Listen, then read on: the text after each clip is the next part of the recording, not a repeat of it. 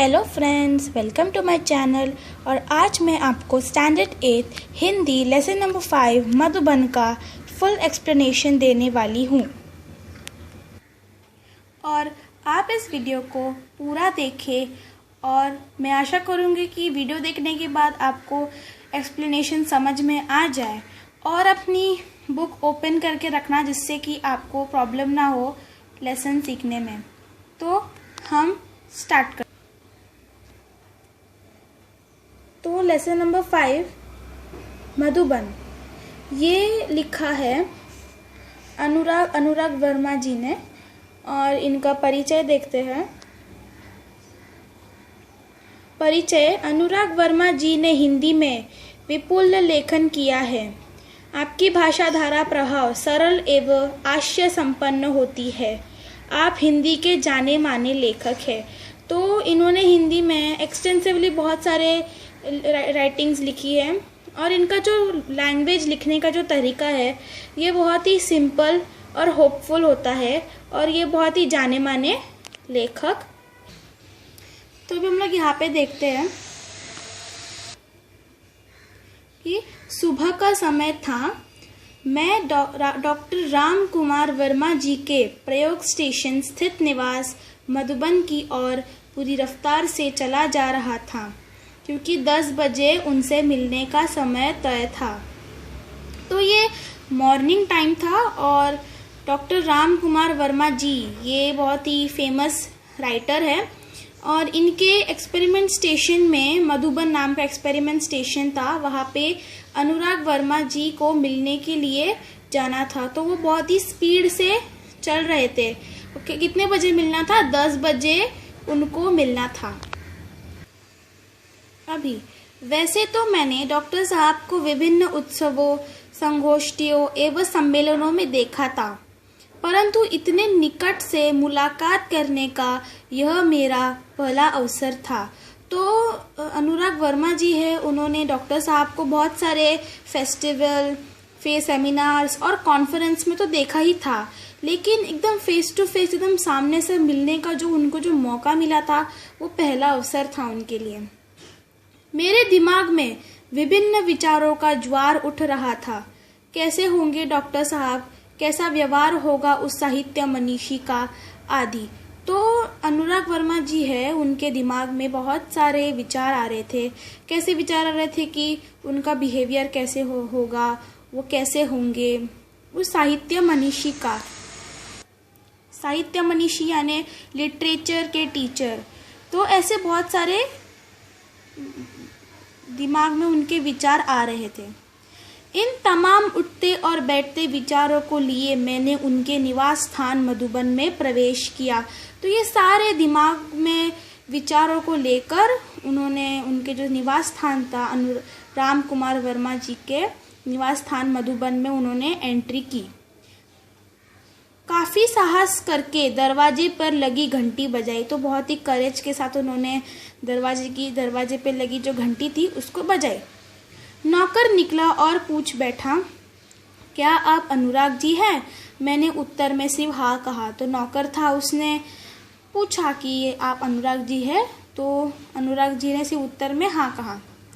उसने मुझे drawing room में बिठाया और यह कहते हुए चला गया कि डॉक्टर साहब आ रहे हैं। तो उसने बोला कि डॉक्टर साहब आ रहे हैं, आप तब तक ड्राइंग रूम में बैठिए। इतने में डॉक्टर साहब आ गए। अनुराग जी कैसे आना हुआ?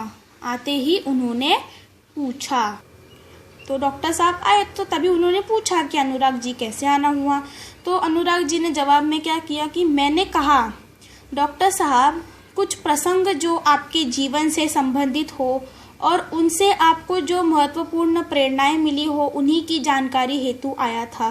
तो अनुराग वर्मा जी ने क्या पूछा, क्या बोला कि ऐसा कोई टॉपिक जो आपके लाइफ से रिलेटेड हो और जिसने आपको एकदम इम्पोर्टेंट इंस्पिरेशन दिया हो, उसी के इंफॉर्मेशन के लिए वह आए थे।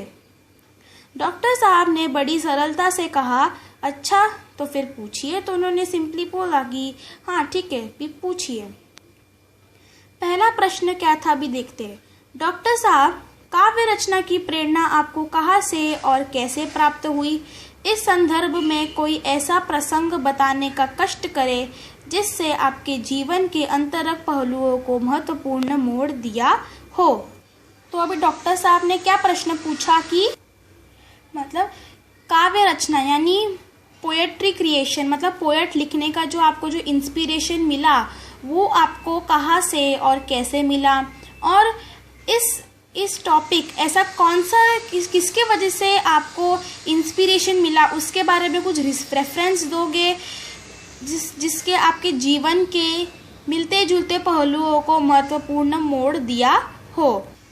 तो अभी देखते हैं कि डॉक्टर साहब ने उस प्रश्न का कैसे उत्तर दिया। तो उत्तर क्या बोला कि पहले तो मेरे जीवन में समाज की अंधव्यवस्था के प्रति विद्रोह अपने आप ही उदित हुआ।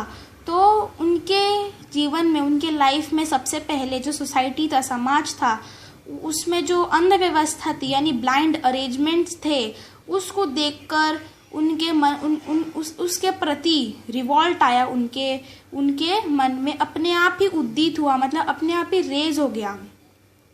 सन 1921 में मैं जब केवल 15.5 वर्ष का था, गांधी जी के असहयोग आंदोलन में पारिवारिक एवं सामाजिक व्यवधानों से संघर्ष करते हुए मैंने भाग लिया।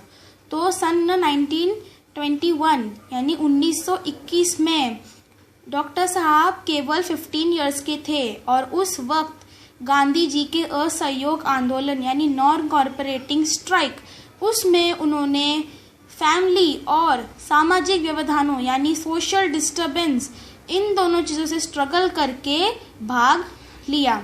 उस समय स्कूल छोड़ने की बात तो सोची भी नहीं जा सकती थी, मगर मध्य प्रदेश के अंतर्गत नरसिंहपुर में मौलाना शौकत अली साहब आए और बोले। तो उस वक्त, क्योंकि बहुत पुरानी स्टोरी है, और उस वक्त स्कूल छोड़ना मतलब बहुत बड़ी बात हो जाती थी। उस वक्त कोई स्कूल नहीं छोड़ता था, कोई स्कूल नहीं छोड़ पाता था, क्योंकि बहुत बड़ी बात हो जाती थी स्कूल छोड़ना मतलब।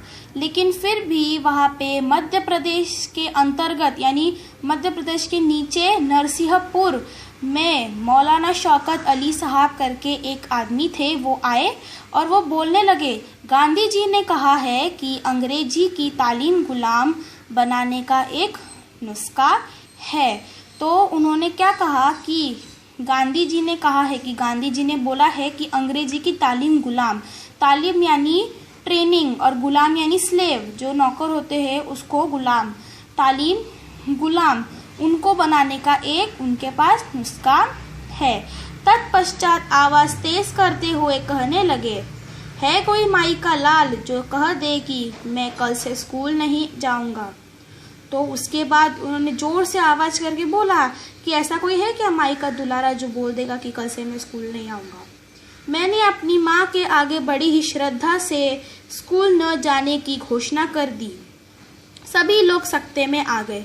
तो डॉक्टर साहब ने अपनी माँ की आगे बढ़ी हुई श्रद्धा से बोला कि मैं स्कूल नहीं आऊँगा, ऐसा घोषणा कर दिया। सभी लोग सकते में आ गए, अरे ये कल से स्कूल नहीं आएगा। बात भी अजीब थी कि उन दिनों एक डिप्टी कलेक्टर का लड़का विद्रोह कर जाएगा, क्योंकि ये बहुत ही डिफरेंट एवं स्ट्रेंज बात था कि एक डेप्यूटी कलेक्टर का लड़का है, क्या बेटा है, वो विद्रोह कर रहा है यानी रिवॉल्ट कर रहा है। लोगों ने बहुत समझाया, पिताजी की नौकरी की बात कही, परंतु मैं घर से निकल पड़ा क्योंकि गांधी जी का आदेश मानना था। तो जब उसने बोला कि मैं कल से स्कूल नहीं आऊँगा, लोग एकदम शॉक हो गए। सब लोग ने समझाया कि तेरे पिताजी की नौकरी चली जाएगी, तो लेकिन उसने बोला कि नहीं, उसने कुछ नहीं सुना और वो घर से निकल पड़ा क्योंकि गांधी जी थे, उनका आदेश उसको मानना था। इस प्रकार सर्वप्रथम मैंने सत्य एवं देश के लिए विद्रोह किया। तो ऐसे ही करके सबसे पहले उन्होंने सत्य यानी ट्रुथ और देश कंट्री के लिए रिवॉल्ट किया। तब तक मैं 16 वर्ष का हो चुका था और राष्ट्रीय ध्वज लेकर नगर में प्रभात फेरी भी किया करता था। तो तभी वो 16 इयर्स के हो चुके थे और अपना जो नेशनल फ्लैग है उसको लेकर एरिया में सुबह सुबह उठ के फेरियां लगाते रहते थे। यह बात सन 1921 की ही है और इसी समय मैंने देश प्रेम पर एक कविता लिखी। यह मेरी कविता का मंगल चरण था। तो ये 1921 की बात है, 1921 की बात है। उस वक्त डॉक्टर साहब ने देश प्रेम यानी कंट्री के लिए लव, उसके ऊपर एक कविता लिखी और कविता लिखने का ये उनका मंगल चरण था, मतलब स्टार्टिंग था। और आगे अनुराग वर्मा जी ने डॉक्टर राम कुमार वर्मा जी से क्या क्या प्रश्न दिए और क्या क्या प्रश्न के उत्तर अनुराग वर्मा जी को मिले, ये हम पार्ट 2 में देखेंगे। तब तक के लिए bye bye, stay home, stay safe. और हाँ, अगर आपको मेरी वीडियो अच्छी लगी, समझ में आ गया, तो प्लीज़ इस वीडियो को लाइक करना और सब्सक्राइब भी करना और अपने फ्रेंड्स को, अपने रिलेटिव्स को शेयर करना ताकि उन्हें भी ये लेसन समझ में आ जाए। Bye bye.